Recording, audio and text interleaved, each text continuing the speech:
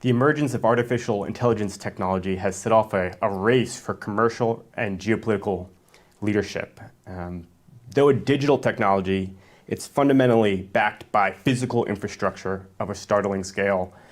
We've got a $1 trillion investment boom underway in both data centers and the electric power sector. This represents enormous opportunity, but acute challenges at the federal, state, and local level too. Good afternoon, I should say, and welcome to CSIS. My name is McGeady. I'm a fellow with the Energy Security and Climate Change program here. And today I have two top experts at the intersection of AI and electric power to discuss these issues. Vivian Lee is Managing Director at Boston Consulting Group, whose team has really done some of the best-in-class work at tracking the underlying mechanics propelling this boom. And Shanu Mathew, who is a portfolio manager and research analyst at Lazard, and whose understanding of the commercial dynamics at play in the power sector I think is really unmatched. And if you don't follow him on X already, I'd highly recommend it. It's a vast learning resource. Welcome, both of you. Thank you for being here. Thanks for having us. Thank you. Cool. So, Vivian, I want to start with you. Back in 2013, which is not that long ago, but seems like a long time in AI terms, your team put out some projections on the data center demand growth potential, and I think it was quite shocking at the time. In fact, they were so high that people there was some pushback there. Of course, since then, all the projections have sort of caught up with your numbers in many ways. What did you and your team sort of identify back then that really let you sort of identify this trend that we're now sort of living through? And maybe peel back the curtain as well in terms of how you think about the modeling challenge here. Yeah, happy to. Well, I wish I could say it was 2013. It was 2023. So we're still a little bit ahead of, I think, when everyone started worrying about this problem. We weren't as prescient as 2013. Well, first of all, thank you for having us. Really excited for this conversation. It's a very important and hot topic. I think in 23, we at BCG saw clear demand signals, kind of like a 1-2 punch, right? So we saw our clients making the move over, even before 2023, obviously, shifting their business operations to the cloud. And so I think people were kind of sleeping maybe on that steady but pretty stable growth that we're seeing, call it around 10% or so kind of compound annual growth rate. And I think that then in 23 really combined and amplified with generative AI boom, right? And the AI boom more generally, where we saw clients really taking serious exploration of AI and just general high performance compute applications. I think those two things together really translated into this huge surge for demand in data center capacity, particularly driven by AI workloads, which really is more compute and therefore power intensive than our more traditional applications. In terms of our modeling approach, we at BCG, we built a bottoms up model. So we didn't take kind of extrapolation based on historical growth rates. These are different times, so we needed to work bottoms up. I think the way I'd simplify it is thinking about generative AI and non-generative AI workload application, the evolution of chip architecture fundamentally, from the shift from CPUs to GPUs and TPUs. And obviously, we also looked at semiconductor delivery forecasts on both AI and non-AI applications. Then we layered that with measures of computational throughput, based on LLM model size, right, and assumptions around the efficiencies associated with the model improvements, and just energy efficiency in general. And so ultimately, if you break it down, our bottoms-up modeling started with end users that consume applications through various workloads, not just generative AI. It's AI, high-performance compute, and just traditional boring, as some people might think, storage, server, database management type of load. Those workloads run through models that are powered by chips. We looked at all the different types of chips that were available, and those are sold in different deployment models, whether it's on-prem or in the cloud, and that drives power consumption. So I think that's why we started off a little bit higher than others, and then as others started really digging into this bottoms-up chip compute demand forecast, we saw people start to kind of rise to meet our projections. The only thing I'll add is, so our high end is compute constrained, as I just kind of described. Then we made sure, all these chips that are coming off the NVIDIA, manufacturing supply chain, are they going to get housed somewhere? So the base case of our range was also facility constrained. So Yeah. what data centers are actually operational, what data centers are actually in final stages of construction or late stage planning, and we triangulated that as our bottom range to make sure all the chips that we were kind of looking at would actually get used somewhere and housed in data centers. So that was kind of the basis of our modeling. Yeah, so you have a top end on sort of theoretical demand for compute and a sort of a low end, a bear case on like what can we actually build of physical infrastructure, Correct. data centers and power. These numbers we're looking at here, which are quite startling. Yeah. I see 127 gigawatts globally by 2028. That's only 3 years away. Is this an upside case, a bear case? Somewhere in the medium, or is this like this is on the higher side. We kind of simplified this exhibit. There's obviously a bit of a range.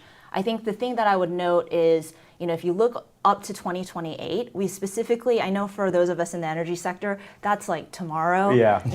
I constantly get asked by clients, can you please project out further? We really don't know beyond the current chips that have been kind of manufactured what we think. We can have some projections, obviously, but I think what I point out is that, the breakdown of generative AI elements, while it has like a 60% hockey curve, so there's a big growth there. Yeah, but actually more than 50% of the load that we project is just growing. Is this top line number, Exactly, traditional kind of data centers. The rest of the economy. Exactly. And so I think that's important because this is really, AI is being infused in everything. And so I think it's less speculative than just the adoption of generative AI. Or a race for AGI per Correct. se. Yeah. Okay, so now at the heart of the AI piece, because that, though the traditional compute is scaling, this big growth here, this massive segment down here at the bottom, the Gen AI portion of this, the thing that's propelling this are the so-called scaling laws. Yeah. This fundamental relationship that really has set off the race for computational scale and downstream of that power demand. And so can you just, and Shanu, feel free to jump in on this, talk us through the scaling laws, because when you talk to the tech sector, they say, it's the scaling laws. Right. So, what does that mean? Yeah, what does that mean? How does that end up impacting us down here in the power sector? Yeah, let's say? I actually think the next exhibit illustrates the scaling laws generally well. It is on exponential There we curve, go. so you have to kind of dimensionalize it. What this is basically saying is, look, scaling laws, when you hear the tech sector talking about it, it's basically describing how we're seeing a trend where AI models basically get better the more you feed compute power, data, and often model size. So really, the research is showing that more compute leads to improved AI performance, which encourages continued scaling. So I think historically we've seen kind of these scaling laws and AI compute needs growing at around 10x every 1 to 2 years, which means demand's not just increasing, it's actually accelerating.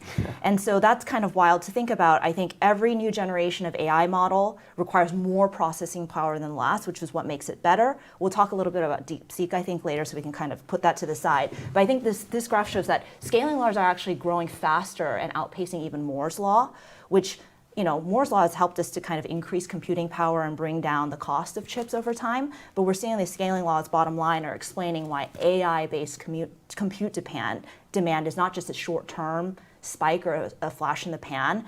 It's a fundamental and sustained trend that we're seeing. And unlike some other technology trends of the past, where infrastructure needs start to plateau over a certain technology as it matures, I think AI workloads are continuing to kind of follow this exponential trajectory because larger models trained on more data consistently are yielding better performance, creating the incentive to keep, therefore, scaling. And performance means, okay, that means me, the end user in the economy, whether I'm a business or a household or just asking ChatGPT, I use more of it because it's better, and there's more applications that are relevant to it. So that sort of pursuit of performance gains is really crucial to this whole thing. Now, you mentioned DeepSeek, so I want to jump to that because obviously that's several weeks old news now, ancient news. But DeepSeek was this release of this model, from a Chinese lab, and the big news headlines, massive sell-off in the market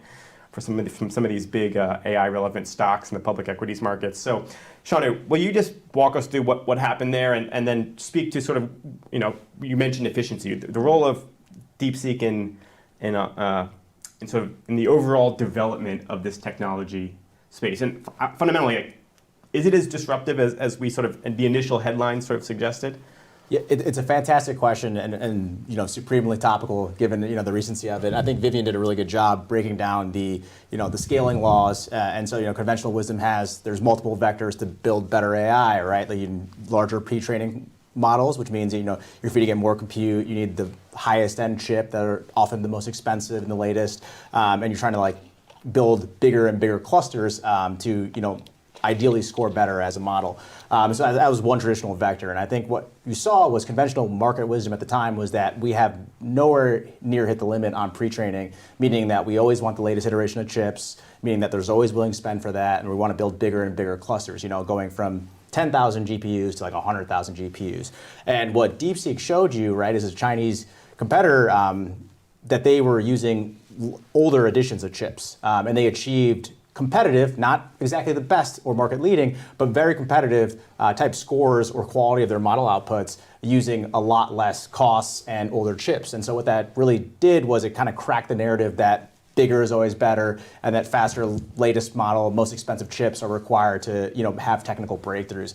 And so what I think that does for this broader discussion is it really brings into question the rate and strategy of the hyperscalers or other people that are building out large and large clusters. Is it worth the incremental CapEx dollar or return that you get to build these larger and larger clusters? And then it starts to kind of bring in other vectors that we can scale these models that don't necessarily require as much infrastructure. And that kind of gets into the whole training versus inference thing, which I'm sure we'll get into. But ultimately, I think, is it an overreaction?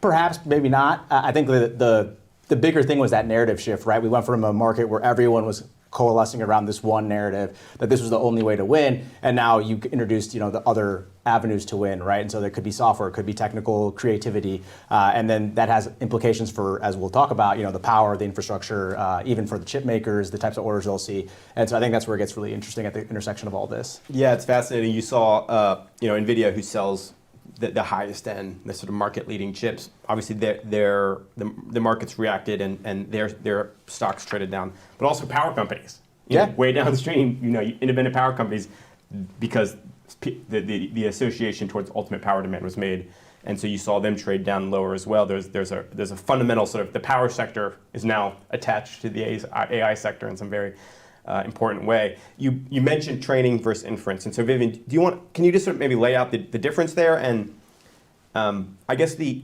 trajectories for both, and to what extent DeepSeek shifted that at all, or I guess we think about training ever larger and larger models, but what is the inference side of the story as well here? Yeah, that's a great question. I think to kind of close out on the DeepSeek topic, I do think it's important to kind of start to disaggregate, and I know Shanu might have some views on kind of the overall market trends around the energy sector, relative to compute, relative to chips. I think right now the market's still trying to figure out exactly how to, they're obviously related, but they're not the same. Yeah, so it's not a one-to-one relationship. Exactly. So even though on the DeepSeek side, I agree that it kind of surprised folks on the efficiency from the energy perspective. It did not affect, and it does not affect, I think, our energy projections, because really we had built in and anticipated these types of kind of efficiency improvements. Ultimately, it doesn't affect, the way we see power projection and consumption coming from the data center segment. And as wild as it is, we're living in an era of exponential change. So these types of step change improvements are actually to be expected, even though we don't know when they're going to happen exactly, is what I would say.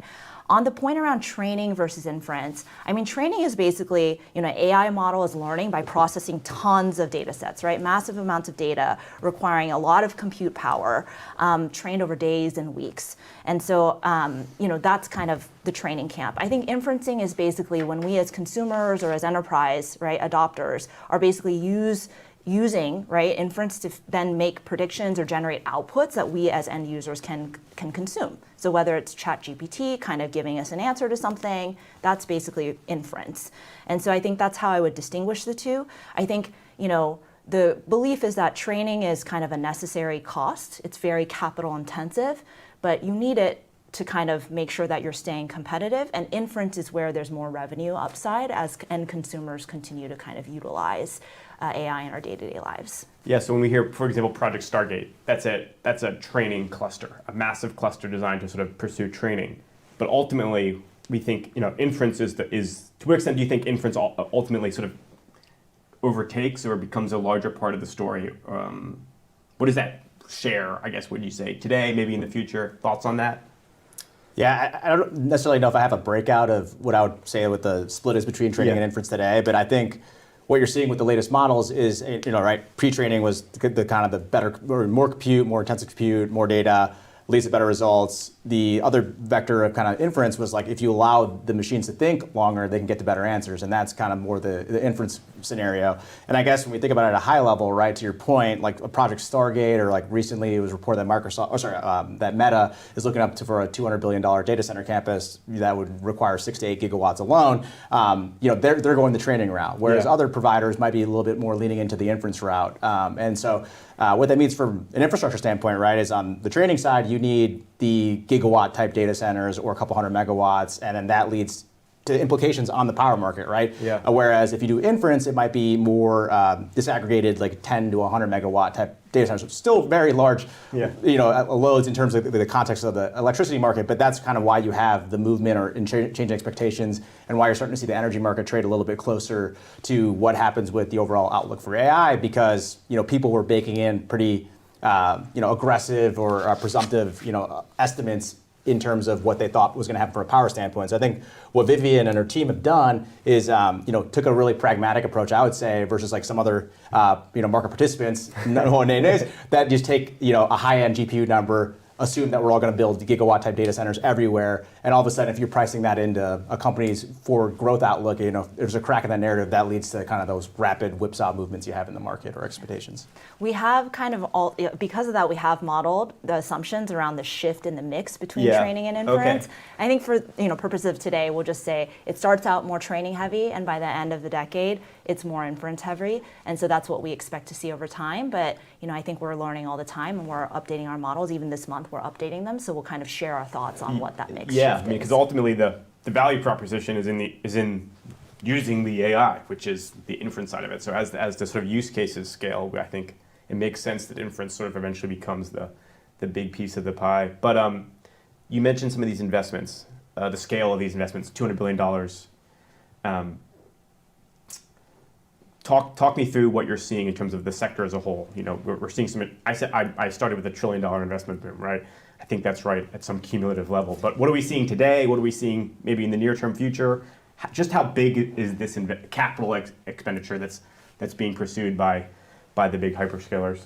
Absolutely. So I'll just throw some simple math around just to kind of, for the sake of conversation. That's all I can handle anyway. So addressable market. But, Vivian and her team had that chart out earlier on broader global data center demand. Yeah, I'll come back to that. Yes, speaking of like generative AI, for example, and some of the stuff that we've seen from third-party markets, right, is that we have a base of, call it 25 gigawatts in the US. And if you believe, certain forecasts, what you hear from utilities and things like that, and you kind of just aggregate all that number up and don't discount it to any extent, right, you could have anywhere from 25 to 130 gigawatts alone brought on in the next 5 years, right? We can argue whether that's even realistic or not, but that's the top end. Yes. 130 in the US alone, right? Yeah. So again, to be clear, this number here, 127, is Vivian's number for global. For global. Excluding China. Excluding China, right? So just to put a dollar amount on it, right? Like a traditional data center will cost you kind of all in $7 to $12 million per megawatt. AI hyperscale facility is kind of closer to $15 to $20 million per megawatt. So I just like at a high end, right? Like if I take low end dollars, low end gigawatts, that's like a couple $100 billion.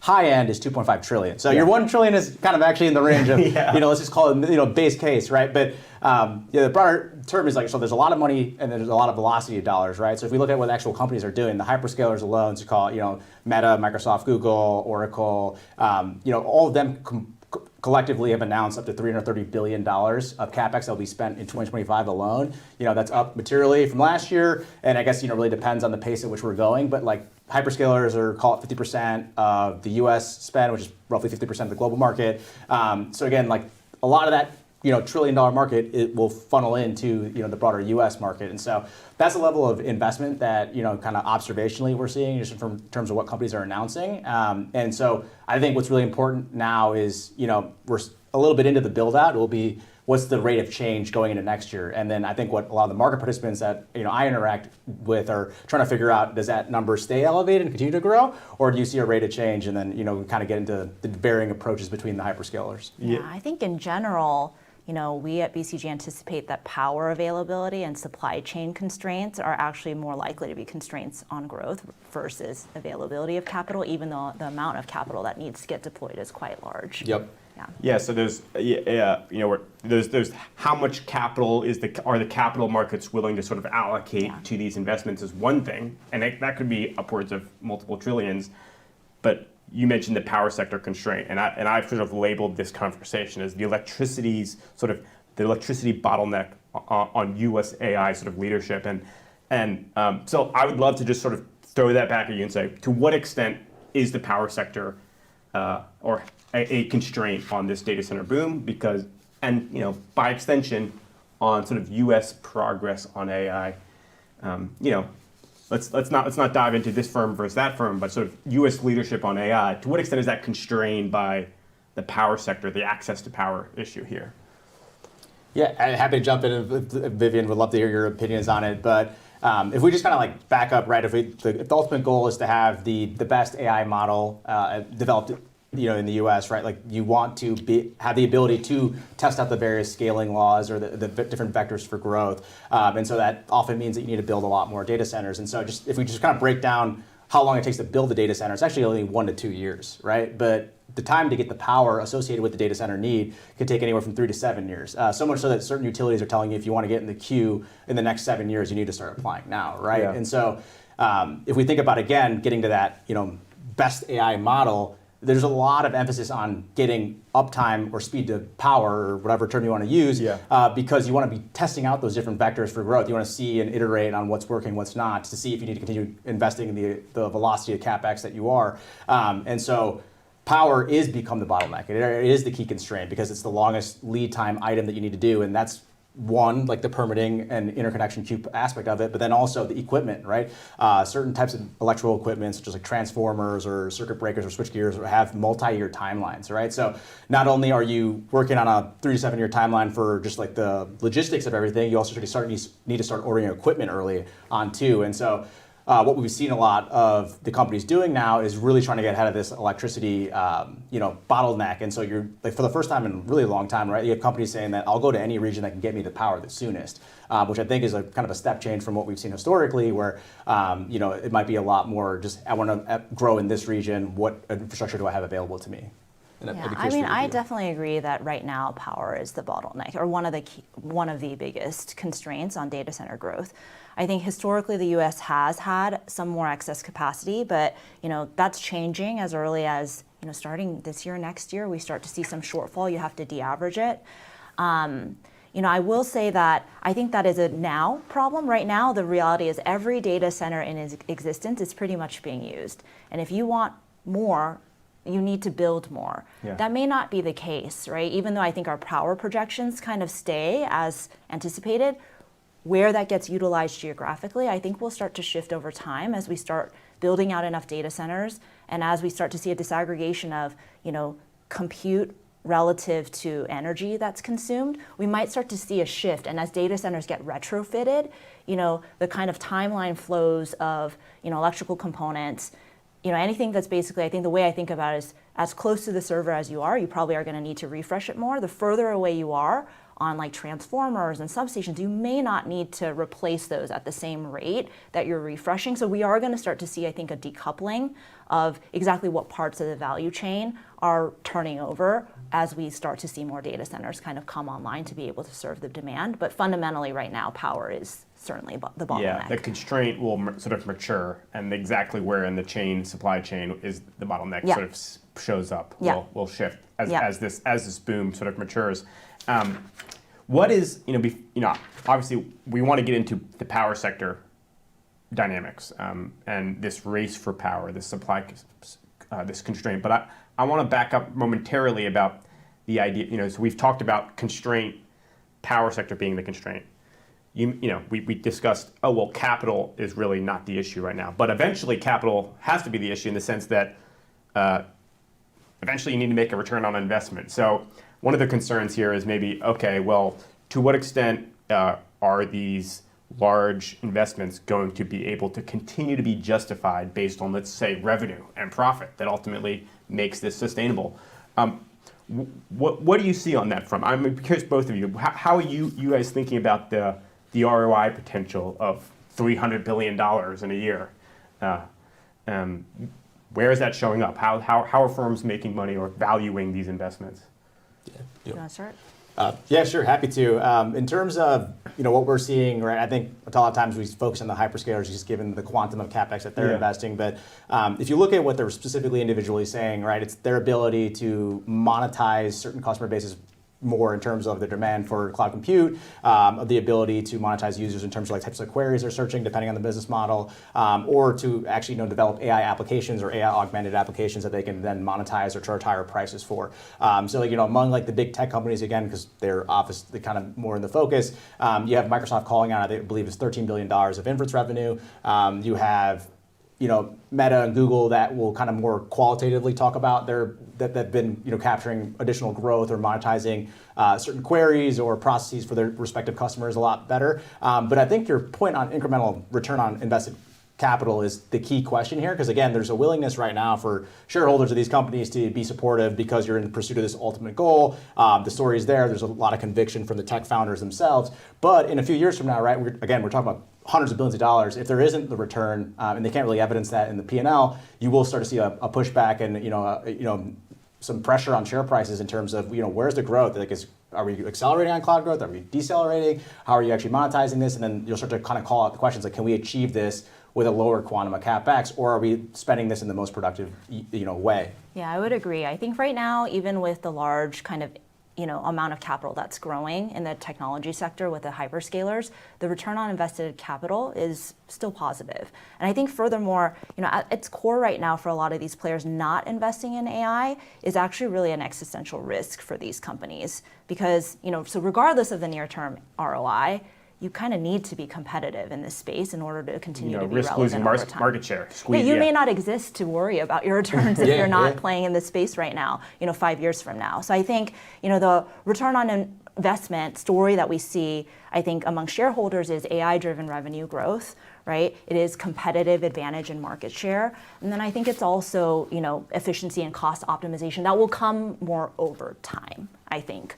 As well. So I think that's what we're seeing these data center operators saying in the markets. Yeah. I think you bring up a great question too, where like there will be different approaches to the market too, right? Like you have someone like Mark Zuckerberg who's gone out publicly and said, I'm okay overbuilding in the near term. I can't afford to lose this race. As he said, and kind of the Google founders, if you listen to them at various conference circuits, they talk about the same thing. Where like I am willing to bet the kind of the future of the company on doing this. Whereas you someone like Satya at Microsoft, who's a little bit more, measured in his commentary around this. Well, he recently was on a podcast where he referenced kind of the state of the leasing market and infrastructure available, and he said, maybe I don't need to spend a ton of capex. It looks like, or there might be some balance or excess supply in the market that I'll take advantage of, and so you'll start to see folks take differing approaches to that too, and I think that's kind of ultimately what you're betting on is like, are they capturing that market in the right way? Going back to training versus inference earlier, Apple, one of the biggest companies in the world, they clearly have not had a horse in the race in terms of like model development, and they think that they'll benefit from inference on the device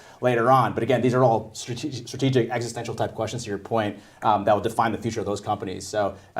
Even if you're not investing in the capex, you better have a strategy on how you're going to leverage other people's capex to ultimately accelerate growth. Otherwise, you're going to be hit regardless. Yeah, fascinating. So, the risk here is that the question about return on investment, and this is also DeepSeek. Both of those things sort of raise this potential.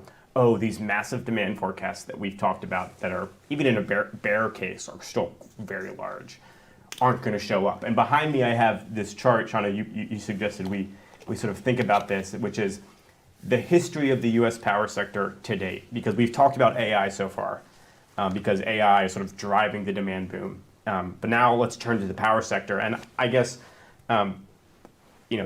this chart. Walk me through why you think this chart's important, and perhaps, and then to what extent are we seeing something different this time, and why? Yeah. So the chart that we have behind us is presented by S&P Global. There's variations of this chart called like the NERC fan, for example, for specific RTOs. But what you're seeing is a historical track record of electricity forecasts for the U.S. And what you see with those various colors of lines is a point-in-time forecast. So in 2000, what do we think electricity forecast was going to grow? 2010, what did we think it was going to grow? 2022, what did we think it was going to grow? And as you can see, right, like a lot of times it was up and to the right. We're going to have massive growth. And then that black line, I don't know if you can circle that is what actually has happened, right? And so the last 2 decades in the U.S., we've seen load growth that's actually closer to 0 to 0.5%. Whereas we're going to move into an era where theoretically it's growing at 2%. Like doesn't sound like large nominal numbers, but that is massive in terms of infrastructure. And I think what this chart shows you from a policymaker standpoint is that okay, like it makes sense to discount and have assumptions that you're flexing around efficiency or maybe not achieving the high end of what we're actually able to build. And I think Vivian and her team really, harped on that a lot, that you need to have that pragmatic approach. I think like my core takeaway from that is that, a lot of times like the media and everyone else likes to really like paint a crisis, right? Like, oh, we're gonna have rolling blackouts and prices are gonna spike. And I think what this chart shows you is that we actually might have a little bit more leeway than we give ourselves to, right? Again, electricity is a bottleneck today, but doesn't necessarily need to be that way moving forward. But we have a gargantuan task ahead of us where the U.S. electricity system needs to double by 2050 in pursuit of a lot of different goals, electrification of industry, sustainability, different various things. And so regardless, we need to build infrastructure and we need to get a lot better at building infrastructure. And if anything, we should use kind of the attention, the willingness of buyers, the market to really invest in this type of stuff to get better at these processes. Because if we don't, at some point that bottleneck will emerge. Because again, this time will be different. And so we should get out ahead of that. And so would love to hear your thoughts on that as well. No, I think your numbers track what we're saying. I mean, we had over the past 2 decades kind of been in what we call low growth era. It's been pretty stable. We've had enough reserve margin, low volatility, but really to move from, 0.5% to 2%, that's a quadrupling, right, of what needs to kind of happen. Quadrupling of the growth rate. 4x, right, relative to GDP growth, which I think is tracking closer to 2%. So I think, we are at a watershed moment where I think there is a shift, right? I do think that the trends, sometimes the energy sector coming from the sector, it is a bit different. We've overprojected at times, like Internet of Things, blockchain, right? All these things. Even electrification perhaps hasn't come to roost quite as much as people had projected. For example. Exactly. Yeah. I mean, that I think is still going to be, a large chunk of where we see electrification happening, along with population growth. Yep. But this data center growth, it is material. We see it being infused into everything. And again, like I said, it's not just generative AI. It's just traditional growth of movement of business operations into the cloud. And so I think that means that, today data centers is less than 5% of electricity consumption in the US. And I think, over the next decade, it'll start to become 10% plus. And we see that to be a sustained kind of driver, which is why even though I think in the past there has been kind of over projection, right now we're in a situation where we can't underestimate the amount that this technology is going to change the way that we need to think about electricity consumption in the United States. So the demand is coming. It's real. The chips have been ordered. Here. Yeah. The chips have been ordered. Yeah. They're waiting to be deployed. The only question is where. And I frame this as speed to power. It's you use the term velocity. There's a real drive to sort of get access to power as soon as possible so that you can power up your data center. I'm curious, there's a whole range of sort of power sector questions that I want to step through with you guys. So I'll just start with maybe the top issue here that comes to mind is this sort of trend towards co-location. And so, Shanu, just walk me through, what that is and why all of a sudden this is supremely relevant in the context of this demand boom. Yeah, it actually goes back to your earlier point where, depending on where you're located, there's a vast array of electrical infrastructure that delivers the power to where it needs to go. And oftentimes, depending on where your plant's located, especially if it's in maybe a more rural area or a really high density area, you need to upgrade transmission lines or distribution lines. And that requires a lot of money and time. And so, and permits. And permits and everything else, right? And so what we're seeing is, co-location is the concept of having a data center facility very close to the load generation or where we're creating the power concept. And the basic philosophy behind that is the closer you are to the source of where the power is being generated, the less lines and everything in between you need in order to get that power. So it kind of lowers the overall cost and then lowers all the amount of work, as you alluded to, that you need to do in order to get that power. And so what we're starting to see is certain companies explore the option of, can I get my data center facilities as close as possible to a power source to actually speed up some of these timelines? To your mention, to speed up the power, you just ordered really expensive chips. They have very short useful lives. You want to get those things moving, right? And so we're starting to see that, and we're starting to see companies even explore the concept of front of the meter or behind the meter. Basically, the meter is the utility, and they kind of assess how much electricity you use. Front of the meter means that the meter reads how much electricity you use, and they charge you for it. Behind the meter is the concept of building it, kind of on your own, independently, potentially connected to the grid still for ancillary services, but kind of behind the overall meter, you're self-generating the power that you need. And you're seeing companies even explore that option. To be clear, very early stages, we're not really seeing a ton of that in the market today, but they're exploring that option just given some of these other constraints around time to power, and saying that, hey, 3 to 7 years may not cut it for us. We want to get that soon. So we might explore these options of building plants a lot closer to the facility, to the areas we need them, or to sidestep the grid, or at least kind of have a bridge option until you can get grid tied if that requires a multi-year timeline. Yeah, there's a lot to this question. I think that on the generation side, we estimate, just rough numbers, like 10 to 20 billion annually of investment. I think we'll be able to get there. I think this slide kind of shows the mix of things. We kind of need an all of the above approach.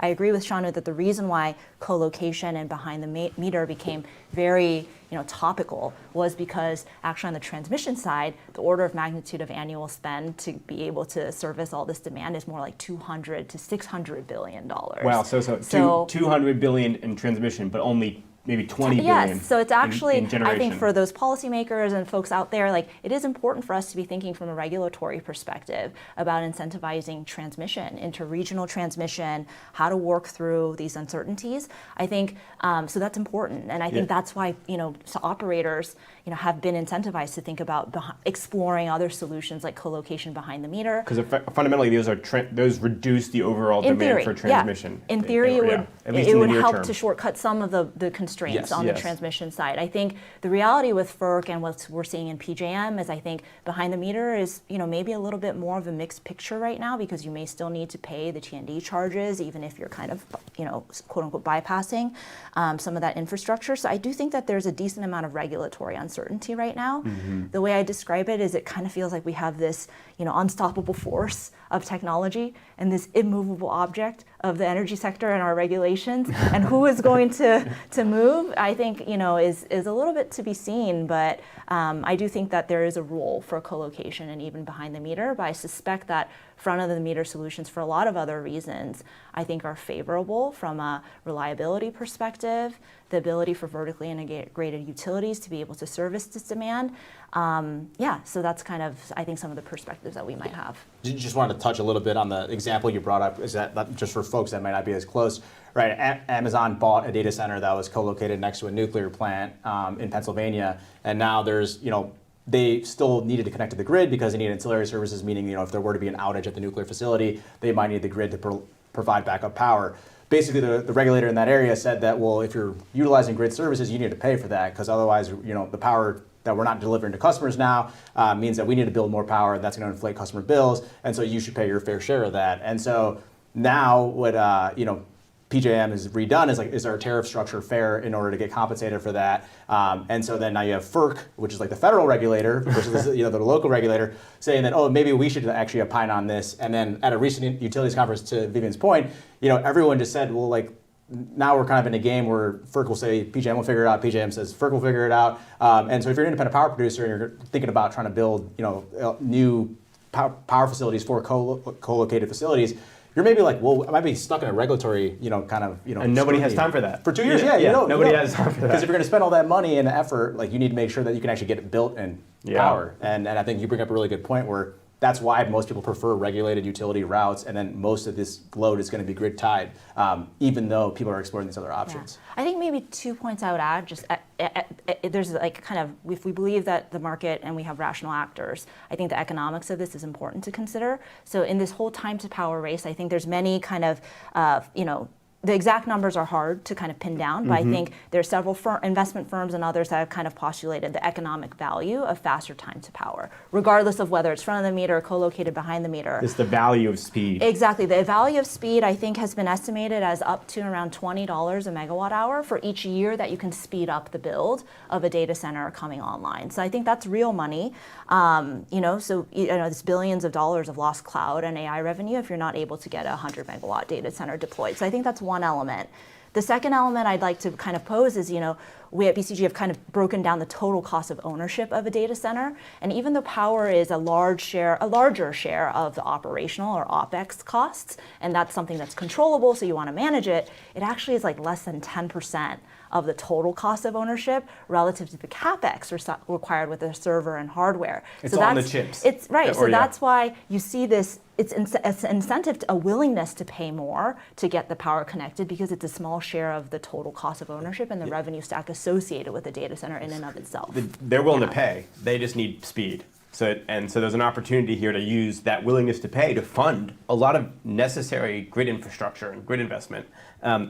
Let's talk about on speed, because one of the things we're hearing is a backlog on gas turbines. You mentioned transformers and switch breakers, so obviously also relevant. You can't do anything in the electrical system without transformers and switch gears. But we know that the gas generation is going to play a big part of this. But there's also a backlog. The big manufacturers are talking about their orders going up to 28, 29. What are you seeing there? To what extent is that further reducing the option set, right, for the utilities, for independent developers, et cetera? Yeah, absolutely. I mean, if we think about, I think it's very clear that one way or the other, we're entering a period of pretty significant load growth, and so utilities need to serve this by building out more generation. And so, most of the time, especially if you look at our current generation fleet, right, it's gas, it's renewables, which make up the vast majority of kind of the interconnection queue requests, and then that's kind of like your main subset of solutions that you have. And so what we've seen is now they're entering a period of load growth. We need to reinvest back into building more gas plants. You're increasingly seeing utilities add this to their integrated resource plans, which is kind of a plan of what they're going to build out. And so from a global market perspective, just to give some numbers, in the early 2000s, gas had a renaissance after the deregulation of U.S. power markets. We moved to a global market of 100 gigawatts in orders. That a year? 100 per year. Okay. And that's since dropped to 40 gigawatts per year as of the early 2020s, right? So just a few years ago. So the gas turbine market has been on sort of decline. For decades. 2 years ago, you talked to the management teams of these companies, like they would have been telling you this is, that they're managing down capacity, they're closing facilities, things like that. In the last 2 years, as we all awoke to the fact that we need to build a lot more, all of a sudden, headspin, yeah. Everyone started going back to capacity expansions now. So the market itself is actually an oligopoly, but it's like GE, Vernova, Siemens, Mitsubishi, they have all announced capacity expansions. They're bringing that on, and we're actually kind of at the point where they don't want to build too much, or they're not even sure if they can push on their supply chains, because that means more forgings, more casings, more skilled labor. And so what you're seeing now from some of the public commentary in these management calls is that the lead time for some of the turbines for these gas plants is, we're talking 2028 just to get the production slot, which means that you're not probably getting it until 2030 onwards. Which means you're not powering a data center with that turbine until after 2030. Absolutely. So if you want it through these regulated markets, right? And so, NextEra and NRG Energy, two power producers, some of the leading development firms of this, are both saying that if you don't have a production slot in queue, you're not getting an unplanned start until 2030 onwards, right? Game's over. It doesn't solve your near-term solutions. And so the other thing too is the inflation on this stuff, given the demand and the limited scarcity of slots, has gone up considerably, right? A natural gas plant 5-10 years ago would have cost you anywhere from $1,000 to $1,500 per kilowatt. We're now looking at plants that are getting built for north of $2,000 per kilowatt. Wow. Right. So there's also the inflation aspect too, and that kind of leads to the various solutions that people will look to deploy. So speaking of solutions, let's just quickly run through the solution set. We're sort of running low on time, but brief up downs, near long term, big scale, small scale takes on data center flexibility. I think it's tough to kind of think about the economic rationale. It's not that it's not possible. It's just that every time you're not utilizing these very expensive capital assets on the server and chip side, it's tough. You talked about the CapEx to OpEx relationship. So the price you'd have to pay for flexibility would have, the demand response signal would have to be many, many thousands of dollars Yeah. per megawatt hour for it to justify it. Okay. Nuclear, I mean, a lot of attention paid to it. Obviously, the hyperscalers have reevaluated the role nuclear plays in their portfolios, but we're talking speed. Nuclear isn't fast. So what is the role of nuclear in the mix, and what is the sequencing challenge here? Yeah, out of fear of being a bear on a nuclear, bear, as anyone that knows me, I guess just it comes down to the timeline challenge, right? Where a large-scale centralized nuclear fission facility will take you 10 plus years in the West, right? And it'll cost a lot of money. That's a huge CapEx budget, huge regulatory effort to get that done. And then people talk about SMRs and small modular reactors. A lot of those don't even have licensees or approved designs to even go out and build these plants. So we're talking 10 plus year timeline for SMRs or nuclear fission. And so I think, again, big picture, load is growing. We have a massive infrastructure problem. We need people working on this. We need policymakers to okay plans to develop these things in concert with all the other solutions we have available. But I don't think it solves our near-term issue, and it's more, if we can support it with the notion of understanding that it's not going to contribute to a near-term solve, 10 plus years out, and you're okay taking that risk, relevant parties with that risk tolerance and that duration profile should do it. But in the context of what we're talking about today, I think it's going to be much more of a gas plus renewables and storage type of solution. Yeah. That's what we see as well. I think the role of nuclear can't be, it's important. It has to play a role, so we can't ignore it. I just think that near term, it is going to be the lower hanging fruit around existing reactors that maybe can be upgraded or extended or recommissioned, right? That's what we're seeing in the markets right now. Net new nuclear SMR probably not going to help us with our near term problems, which is why I think the importance of gas, in spite of all the constraints that we talked about, the supply chain, that really is the kind of reliable baseload power that's available right now to service this demand. If we're thinking about sustainability elements, then think about how to add high enough uptime to be able to justify a CCS, right, build, which I think gas to CCS, we're seeing it become, commercialized, right, soon. And so I think that is also a relevant near-term way to think about it, in addition to, of course, solar, wind, storage, particularly solar, I think, plus storage, having an important role to play with gas kind of firming, I think are the near-term plays that we see on the generation mix type. Okay, so, we're kind of running up against our time slot here, but, starting at the top from AI, computational demand, to the investment trajectory, to the technology option set, to the regulatory uncertainty in the power sector, uncertainty is the theme here, right? There's a lot of uncertainty. And so you guys are obviously in the weeds looking at this all the time. What would be like a parting message or sort of analytical concept or something that you want to sort of arm policymakers with as they sort through the news? Because the news is going to continue to come through. And so as they sift through all that, what do they need to keep in mind to sort of ground their thinking on these issues? Shanu, I'll start with you.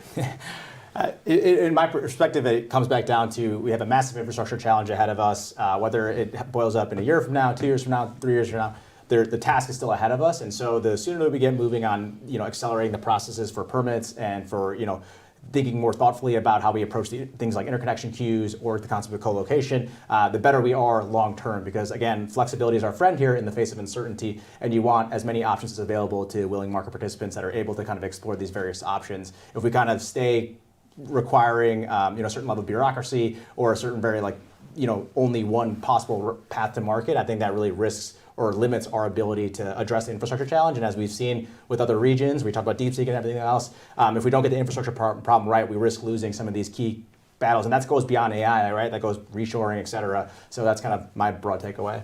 Yeah, I think for me, number one, electricity is becoming, or if not already, one of the most critical resources in our global economy. So I think, full stop. I think we're seeing a world shift to where a computation-intensive economy, where computational power per unit of GDP is going to be a defining metric, and we need electricity for all of that. I think the other thought I would have is the more AI becomes integrated into the real world, the more it runs into the constraints of the actual physical world. And so I think that's something we need to consider. I think that electricity demand is not going to plateau anytime soon. Vivian, Shanu, thank you so much for being here and chatting with us. For everyone at home, thank you for watching. This is McGeady at CSIS signing off.